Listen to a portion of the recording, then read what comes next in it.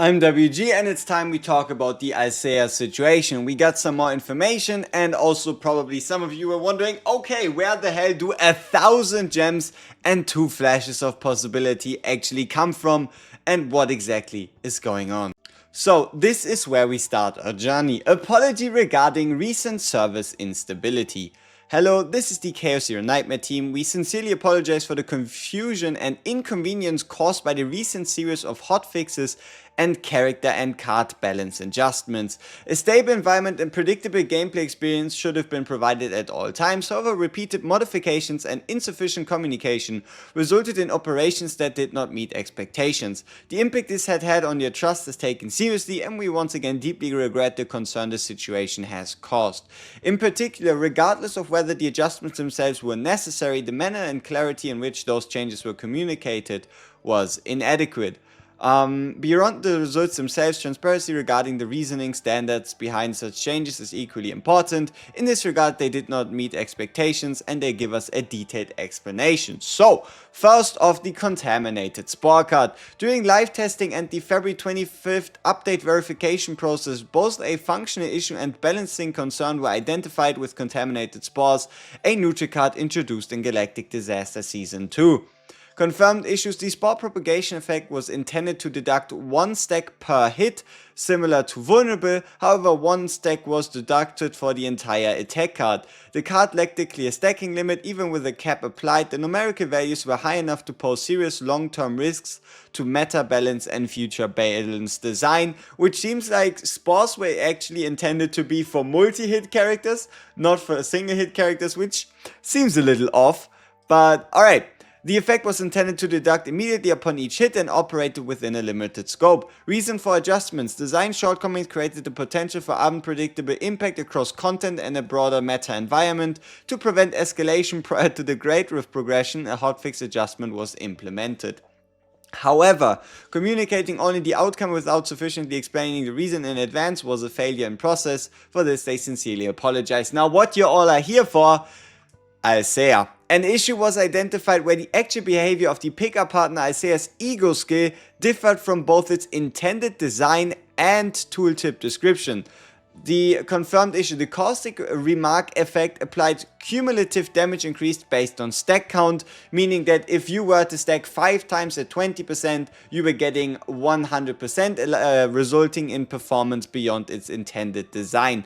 One thing on my end, when I actually ran this, it was a very simple test. I ran the same team with 9 Alcea, the same rotations, right back when Spolea was still Spolea, and I hit 434,000 without the partner and 484,000 with the partner.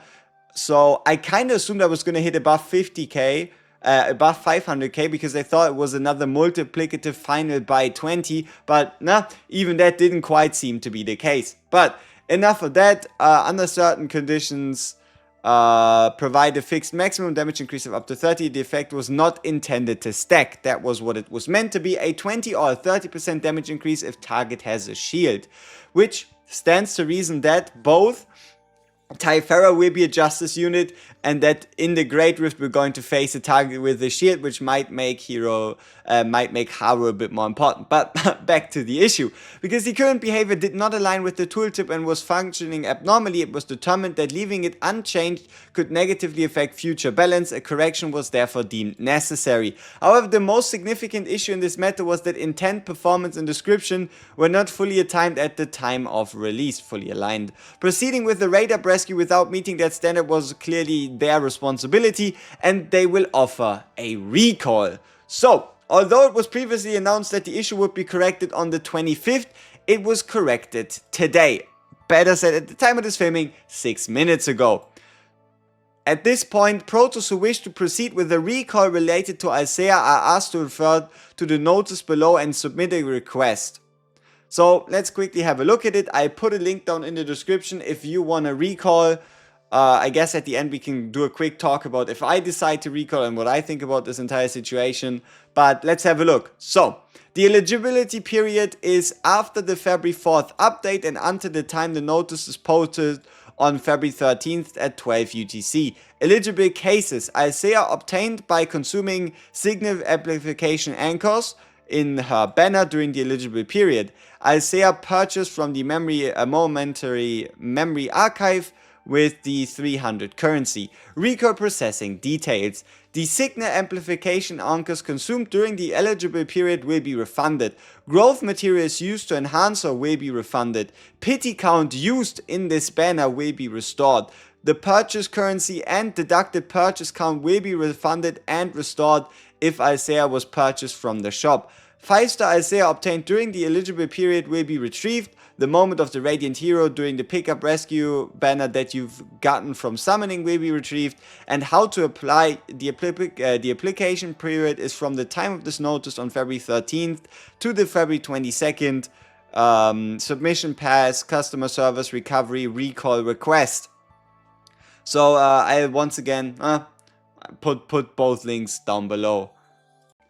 So, although multiple rounds of testing were conducted prior to release of new characters and cards, insufficient consideration was given to the long-term meta combinations and situations that could arise in a live environment, and this is an inexcusable oversight on their part. So, to further understand why this is as important as it is, there were people going out of their way to get themselves multiple copies of Alcea, not to upgrade her, but to use her multiple times a team, which could then create a stacking buff that at the time would have been 15 stacks minus 2 additional ones from the hit. So you would have had 13 stacks at 20% each, or 230% damage bonus from Alcea partner stacks. If that was a possibility, would it have ever been relevant? Nobody really knows. So, yeah, internal processing reinforcement. So they're strengthening review procedures for the pickup and paid content to prevent discrepancies in performance, functionality, and tooltip descriptions. If adjustments are unavoidable, clear and detailed explanations will be provided, and the changes will be fine-tuned to minimize impact on player experience. Comprehensive restructuring of internal development, verification, and announcement process to further focus on fundamental stabilization and quality improvements rather than short-term responses. Through these measures, efforts will shift away from short-term responses and towards structure stabilization and long-term quality improvement. And these are the 1000 gems and 2 flashes of possibility. So let's see if there's anything else that we've missed. This was the recall details. We have the service instability, which is our baseline for this. And then let's have a look at the Friday patch notice. And as you see that the currently effect amplified for each caustic stack is now amplified to the target to the 20%, and the effect will be modified by 30% upon the target that this debuff gets applied to having a shield. And that is the entire Alcea situation. Alright, here we are. So let's have ourselves a very simple test. We have exploit opening, a Hue Extreme, and an Alcea. So, if I use Hue Extreme to the enemy, you can see it says 1112%, right? 1112. And if I apply vulnerability to the enemy, it goes up from 1112 to 1668%, or up by the final percentage number being 50% higher. You can see we're still at 1112 on this guy and on 1668 on the other guy. So now let's quickly undo that action, just so there are no like defense values or whatever the hell in the middle interfering. And we're going to use Alcea on this partner right here. You can see we have 5 stacks. We use this and you can see us going up from 1112 to 1335. So just in case, as you see right here, it's a 1.22000, right? So 1135 divided by 1112 gives us a 20% boost, as it should have been. Now, the real question is, what happens if we also apply vulnerable to said enemy? What happens to our damage then? We go up to 1891%. Sorry for the bit of math dumping, but what we'll have here is, so 1112 is our base value, 1668 is what it is with vulnerability, meaning we gain 556%, and 1335 is what we gain with the effect from Alcea, meaning 223%, and 556 plus 223 is 779, right? So now we're going to simply add our base value of 1112 or 1112, which means our expected damage value is 1891. We take this, we put it on a character that has both vulnerability and the partner effect, and you see we are up to 1891. So in total, what you need to take away from this is that the multiplier is working as expected, but if you combine multiple final damage number multipliers with each other, they don't multiply with each other, they just add their value multiplicatively. It sounds a little stupid, but what this means is the damage increase, so you take whatever you deal damage and then you times it by 50% from the vulnerability, and you add that onto your damage, and then you times it by, let's say, 20%, because that comes from the Alcea partner effect, and you add that onto your damage. And then if you had spores that were stacked up to 20 stacks, so at 100%, you would double the damage and add that one on top as well, instead of, for example, taking the damage, adding the vulnerability, multiplying the total, and then multiplying the total again, which, I guess, solves a little something. I don't know, I don't even know if this was interesting for y'all at all, but yeah. So, how do I feel about Alcea? What am I going to do?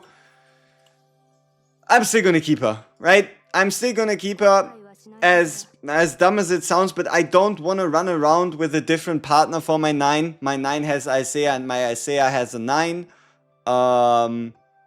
And regardless of anything, it is still a unique partner buff. It is still an ability to get 5 hits of a 20% multiplier, which is 2/5 of a vulnerability debuff.